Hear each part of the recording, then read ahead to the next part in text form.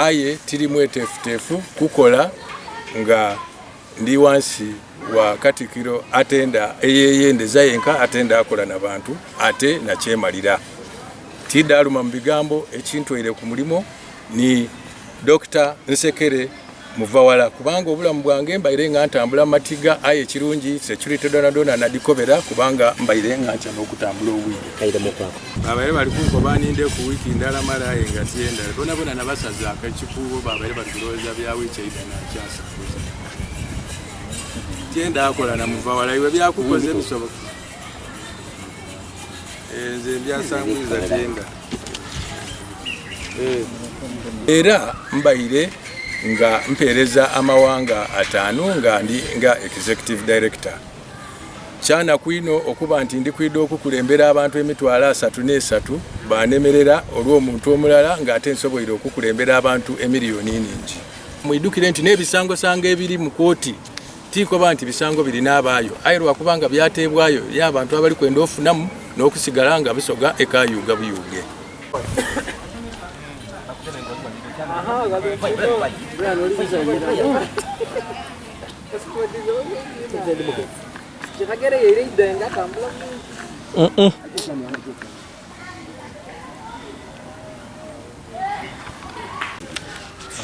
abatembe bona bembaire enkola nabo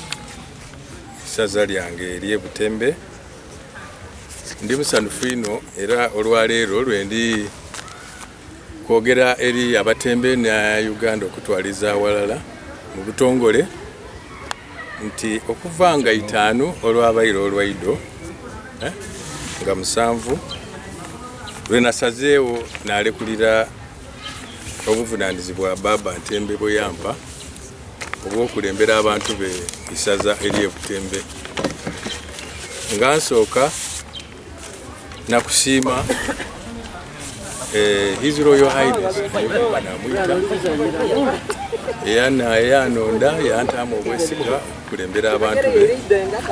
era ntuusa okusiima eri Royal Council eya Butembe natuusa n'okusiima cabinet gyembaire enkola nayo Butembe Lukiiko Youth Council gyenataawo Elders Forum eya Butembe kulemberwa Professor Wangola ne bibiina ebyabayiwa ebiri mu Butembe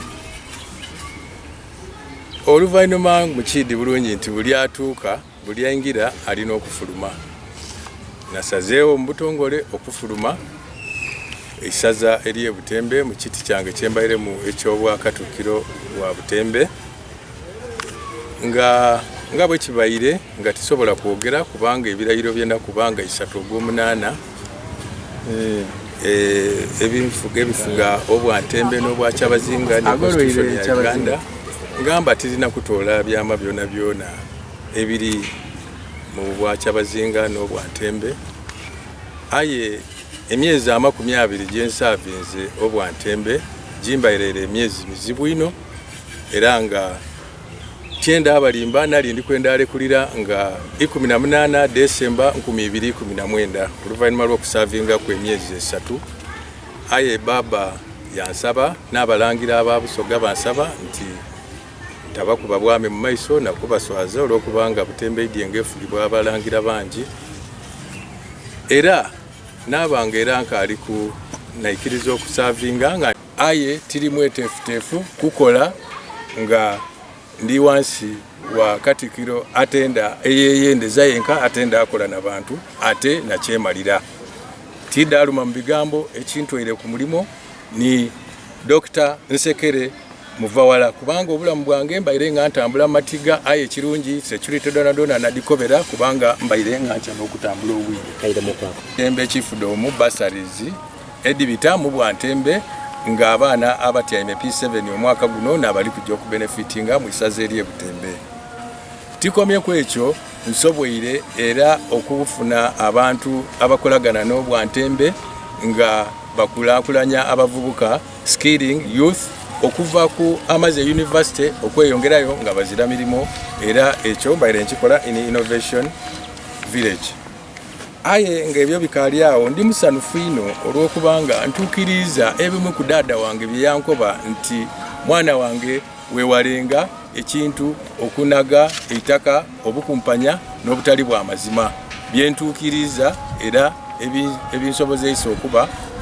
mu Bwantembe nga nzira Luyookaano. Ntuusa okusiima eri abasoga bona benkoze nabo abanamawulire mwebale kubitaniize Radio Donadona edda Busoga mwebale kutaawo mugongo kubanga ndi bangi bebagobye olw'okuntanga ku radio kubanga abandi baida bankoba ati iwe oli kwenda ku bwali Katikkiro bwa Busoga nze tyendera irala kintu ekyo wabula nsavinga. Dada wange kidada azaala baba ne yali ngakuba engoma mu Bwakyabazinga mu Budumbula mu Lubiri era n'eitaka lyetutyaime kwena Malemba lyatuweebwa Kadumbula omugenzi erasooka. Tikomye kwekyo badada bange bona basavinze mu Busoga Kingdom era n'abamu kwabo mujja mwalingirira mu masomero gona agaliwo amayina gaibwe gakaaliyo ni dormitories diriyo Mulondo House byona ebyo nebigirewa. Nze ndi wa mukisa nti tata wange ne yazimba enumba y'abalangira era mwe nazaalibwa ababaire timukidi we nakulira ne munumba isatudire edibaire ku eitale eyo eddaali eyo eitale debasaanyawo mu Bwakyabazinga. Nze ndi Musaada Mutendeke mu nkulaakulana ya mu enkyukakyuka y'obwire okuva mu Swedish Meteorological and Hydrological Institute Sweden no shopping era mbaire nga mpereza amawanga 5 nga executive director. Kyana kwino okuba nti ndi kwidde okukulembera abantu emitwalo 33 banemerera olw'omuntu omulala ng'ate nsoboire okukulembera abantu emiliyoni nyingi. Ndakwenumirizaamu nti nze mbaire musitale olw'okubanga mbaire nga popularizinga Sustainable Development Goals edensi yona United Nations ni National Development Program 3 nga mbaire ndi ku parish model. Ndasigala nga mpereza Busoga nga mpereza Butembe aye tiri mwetefutefu kukola nga ndi wansi wa Katikkiro atenda eyeyendeza yenka atenda akola n'abantu ate nakyemalira.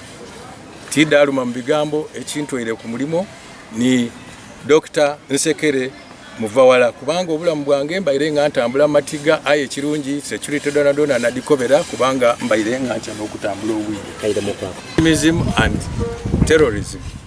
and violence. So ndasigala nga nekuuma ayera n'endensi yona etegeere nti nze ndekulire omulangira Ntembe Taani Tangobye era ndekulire lwa bulungi bwa Ntembe nalekulira lwa bulungi bwa Butembe kubanga mwidukire nti n'ebisango sanga ebiri mu kooti tiko banti bisango biri n'abaayo aye lwa kubanga byateebwayo y'abantu abali kwenda ofunamu n'okusigala nga Busoga ekayuga buyuge. Nze tirirede kukola mu environment y'enkula eyo neirireyo ku farm yange aye ndasigala nga ndi Musoga omuntu osobola okukyusa ediini wakyusa ekibiina wakyusa buli kimu wakyusa omukazi aye tosobola akyusa kikakyo nakukyusa iwangali. Ndasigala nga ndi Musoga ndasigala nga nkaweereza Obusoga aye tirirede kuweereza Busoga wansi wa Nsekere. Busoga okwempera n'ekyamazeemu n'okuloba obono omulangira Duuzi n'akaba omulangira nti aye olina amagezi baba onasonyiwa okumuuza ekyo ati ki nti let me live. Chubaba ine chibaso adinga. Ati omuntu ona ine exposure. Azani chiraga mukingido mu. Ochipinga abantu abasanwika inoma awo ngalika tojagwa mu vwalo ebigambye abitunda. Ferano yatawa akategwa kabalangirere okutunda itaka. Yaleta Huseni yagema ngamu afune baluwedo. Achiolera ko. Ibatega yatega. Oli conspiracy analyst. Ba ferano lubaini malo kitawo. Yo chisikirizo cyo cyandiko. Kozako kudezo.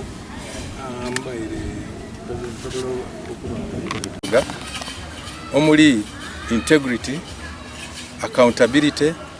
transparency and impact. Ebintu ebina byenasooka n'enzuula mu myezi 3 nga bizirawo. Nageza kulina okukola ngandidi nti kidda kubaawo ate mwidukire bulungi nti Obwakyabazinga bwa Busoga buli Loose Confederation y'amasaza 10 n'irala agakola obwakyabazinga nga buli saza nga constitution ya Busoga bwekoba bwekisengeka lyetengereire nga Baba Kyabazinga iseffe gabulana Diopo okunana akola ki na kulembera baganda be era ku misinje ejena olwalero lwe ndikwenda obakobera nti je nsinziireku okulekulira obukulu kubanga yakisooka muzira accountability mirimo gye mbaire nkola gya bwana kyewa tisasulwa aye nga nina okutaamu sente dange edigo osobola okukola emirimu era nenda mukite ku record nti omulimo ogw'obwakatiikiro tigwa kusasulwa guzira kumpeerwa okola nga akola egya Red Cross n'aba Red Cross bakawaku n'entambula n'engoye n'ebyo ebya Red bye babataaku n'emere aye ogwaife gwanakyewa kuzimba bwa Busoga njire okuva nga 19 okuva bwe twalayira natandika okufuna obuzibu mu bwakyabazinga bwa Busoga tibwa Ntembe aye wangulu obwakyabazinga bwa Busoga ndowooza mwidukira bwe twali kumatikira aga gokutano aga Baba iseffe Kyabazinga ebutagaya awe natandikira okisekulamu nalowoozanga nti ebintu bidaterera ngere ekyasooka kusikagana miguwa na bwakyabazinga bwenkobo bwakyabazinga ni katukiro owa Busoga Kingdom tidaluma mu bigambo ndekulire lwa nkolagana embi eriwo wagati wa Busoga Kingdom ngekulirwa Dr. Nsekere Joseph Muvawala amazeeku emirembe era omusaada atasobola kukoleka naye nze nkoze emyaka 28 nga nsasulwa mu paid job nga nzira bizibu byona ate mu mawanga agenda ulo aye kinenda mizaino nti kabiri ewange jenzalibwa enemesizo okuweereza abantu ate nga mirimo gya nakyewa tosasulwa ntamu sente okuba nti ntambuze emirimu ndakuba musanufu ino nga Butembe eri Mirala so nasalawo ndire kumbali olwo butadolonga mukama wange His Royal Highness Ayubu banamwita gwe balagira okungoba omwaka ogw'2019 era nenda mukite ku record nti ndidye nga nsavinga obwakyabazinga n'obwa Ntembe luvainuma lwa covid kubaawo bwe bansaba sobola okubaawo kubanga yali ezira mirimo gikolebwa aye era mu covid ni lockdown mbaire nga nkakalabye emirimu egy'obwa Ntembe n'obwakyabazinga nga mbaire omukwabo eyataawo n'emotoka edali nga liri ku rapid response team mu isaza lyaife eri Butembe nga nomuli emotoka eyange eri ni ku district nataawo nasaba ni Baba Ntembe yena yataawo twataawo motoka 2 so ndakoba nti ntaireko 8 fari kubwa Kyabazinga n'obwa Ntembe nge emotoka eyange etwala balwaire obwire abakyala abalumwa tidakoba nti ndi mugayigaino aye ngeziza kwino okuweereza Obutembe nga ndi mwikaikamu ino aye ebintu ebibairenga bijanga bitebwa ku mukama wange Ntembe oluvainuma lw'obutantola ku mirimo ate nga ebyo byona bida ku misingi girena gyembakobye egya transparency, accountability and integrity ekintu ekyaloba okubaawo mu bwakyabazinga bwa Busoga nga bukulirwa Dr. Joseph Nsekere Muvawala ze cyokoze kyebeto okukuba omulangiro obwami mu maiso kyokobye timukubye bulangira mu obwami mu maiso nasa nabaire n'olukiiko ni Royal Council eya Butembe n'ababitiramu obuzibu Baba Ntembe bwabitamu okuva omwaka ogwo bwe bamusibira ni ku gate nga Nsekere alobye okumubona olw'okubanga yaloba okungoba kyenamizaino nti omusoga aba n'empisa ate omugeni aidye wuwo olwisa abaidye na mawulire malungi osanga singa nali nga ndekulire Baba Ntembe tibali musibire ku gate ekivubuka okumala saawa namba aye kabiri kyatuyamba nti kojawa Dr. Nsekere Muvawala mwami Kakete yamala yakoba ati bakulobye okuyigulirawo olw'okubanga waloba ogoba katiikire ekintu ekyo kyamala mwina amaani era n'ebimu ku bidye nga bimpaliriza okukoba omulangira ndekulire obwami tibumukubye mu maiso. Ndasigala nga mpeereza obusoga n'obutembe kubanga nibwe nje Bulaaya, nibwe nali e Sweden, nibwe nali e Denmark, nibwe nali e UK, Japan, yona nasigala nga ndi musoga era nga buli wenja bambuuza nationality yange nti ndi musoga, ndi na Uganda ate ndi musoga. So timukubye bwami aye ndi kwenda ekitiibwa kya busoga n'ekitiibwa ky'abalangira kisigale nga kiri wangulu. Ekyamazeemu ekindi ni duuzi omulangira okujja okubona Katikkiro mwidi nti Katikkiro wa Busoga office eri Kampala ku NPA. Yavuga amafuta okujja omubona era still yaira mu story n'endala eyo. Omuntu eyasoma ku oira wansi wafumitiriza.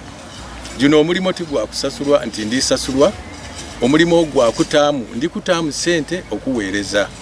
Ate era ndi kuweereza nga ndi kwenda bwaweereza Busoga n'ekyabazinga. Aye kinamiza ino nti omulangira bw'aba nti atandise okubisibwa obubi olwanzi n'asalawo ndire kumbali n'asaba n'abalangira weewaawo babeere kiwongobero abasinga baalira n'amasimu gankubirwa era babaire bankobye ensooka eninde kumbawemu wiiki ndala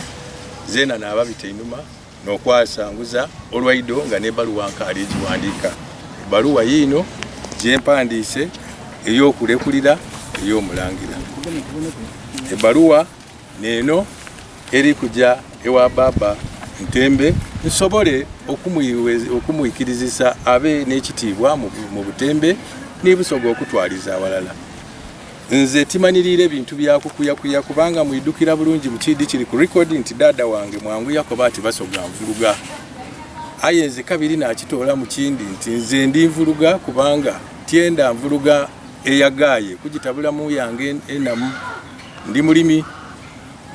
Mwidukira bulungi bwe nali ndayiranga 3 empumwire naye asanguza ebyobugayiga byenina byona.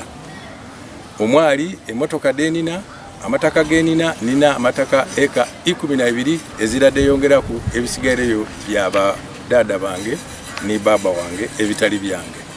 Era ku ebyo mu myezi 2 ezira kyenongeireku wabula bwenfiirirwa n'emotoka edindi bulidi bona diri waledi parkings ate nga dali ditambula lwokuba mbaire ezira biseera biringirira business dange na bintu byange.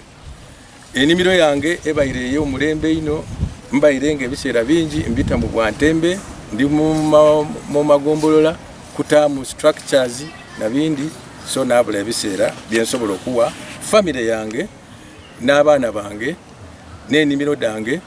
n'emirimu gyange egintozesaamu akaboola ak'okulya. Mwidukire nze na retiringa emirimu egyokola emyaka gye nina tigindikiriza kujasaba mulimo kubanga already nakulokinga retirement age. Nze ndi ku pension era okuweereza mu Bwantembe nalinga ekimu ekyokoba nti nje nga maliranga ku ebiseera nga mpeereza abantu bange bentasobola kuweereza mu myaka 30 nga tiri mu Uganda. Aye nenumiriza mu bintu byentuuseeku omuli bino. Nsobweire okutaawo structures mu Bwantembe okuva ku maka 10 Bisoko, Miruka, Gombolola agakola Obwantembe obwa Butembe amagombolola gali traditional omusanvu. Tyakola mu magombolola ga government nze nakola ku traditional aga Butembe. Ndi musanufu ino nti twasobola okuinstitutingawo Youth Council eyabavubuka kuva kuli ku kyalo abaweza abavubuka 9 na 7 mu isaza eri e Butembe. Abavubuka beena abo bekola mu Youth Council nga buli gombolola liri ni executive. Era bavaawo twakola Youth Council eri ku isaza ku saza level, chiefdom level. Era na walalaawo omwezi ogwo guweire natongoza n'alayiza ni board eya Butembe Youth Council ekulirwa council Muziransa mutabani w'omugenzi Muziransa. Na walalaawo nsobweire okutaawo tourism board envirire ku n'ebizibu ebindi kubanga mu kukola emirimu tubaire twidi nti amasaza gali autonomous. Ayo olwokubanga wazirawo transparency and integrity plus accountability ojja okwesanga ng'omulimu ogulikolebwa ku isaza Katuukiro wa Busoga naali gukola mu isaza era nga toyikirizibwa n'agukola. Kale tisobola akola mirimu gye bansiba mikono. nali wa mukisa olw'okubanga bw'oba Katuukiro qualifyinga okuba mu Busoga Lukiiko era still eyo nakurashinga ni Katuukiro wa Busoga nga abakiise bange nga n'omuliniize okulonda speaker gwe yali ayenda nga tali kwenda mutyabule naabona ng'ate muzira kigambo kyebeeta transparency aye ng'olina kukola ki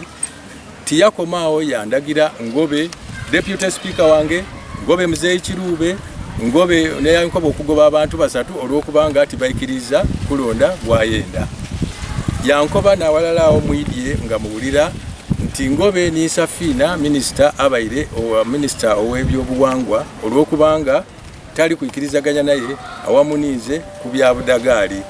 kwegamba olulimi oluli ku Kingdom lwa kugoba era ndowooza nimu abanamawulire mu Kiidi bulungi gye mutambula amapita nze mbaire ngambita aye obuloka neyajja yaveere twagemagana namu naye wali Kingdom ng'aliragira Ntembe angobe buloka owa ku Kingdom awo Hussein Mugoya kale nebuuza lokasi ya buloka setup ya wa Kingdom eriwa buloka owa Mataka okusinzira kwebyo ni extra international exposures ejembaire nayo nabo nanga ndi mu embeera ni ndikola mu organization mu institution eri supposed okolebwa mu bantu abekolera byebenda nsoboire okusobola okutaawo ebibiina ebya okugoberera nze kolagana ni government omukutegeka program kusansanya program da government nsoboire okutaawo ebibiina 40 ebyemyoga benawaire certificate bembaire nkolera ku nga Katikkiro wa Butembe kufaamu wange ebufuula n'abawa ni certificate nga bali ready okuyingira next stage nawalala naawo kubanga nze ndi mulimi ate ndiisa abalimi 10 mu magombolola 3 abali kujja okubenefitinga mu World Bank project eya micro irrigation scheme tinawalala naawo nsoboire okugaba endokwa gye nagabye duuzi buli eyabaire nga buli kibiina abafunye certificate abawa endokwa emitwalo 2.5 era nawalala naawo nsoboire